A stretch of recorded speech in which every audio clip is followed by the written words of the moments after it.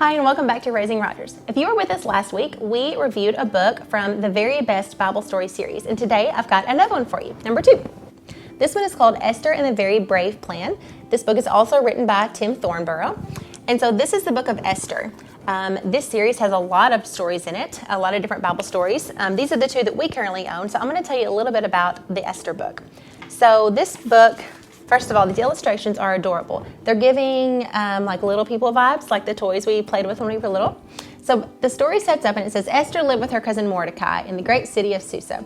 They were God's people and they lived in the land of Persia along with many others who loved and served God.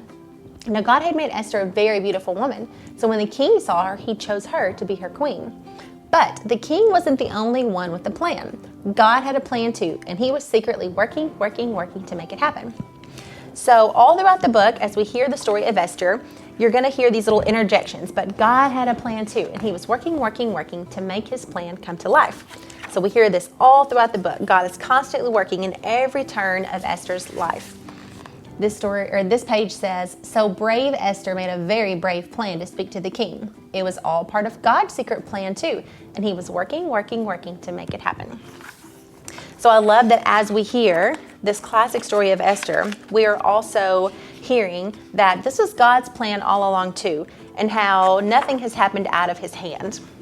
The very last page says, God's plans always come true, even when we can't see how, and even when things seem to be going wrong. God is always working to rescue his people. So this is a cute little series, the Very Best Bible Story series by the Good Book Company. I think that you will be able to find one of these that your family loves, so be sure to check these out. Until next time.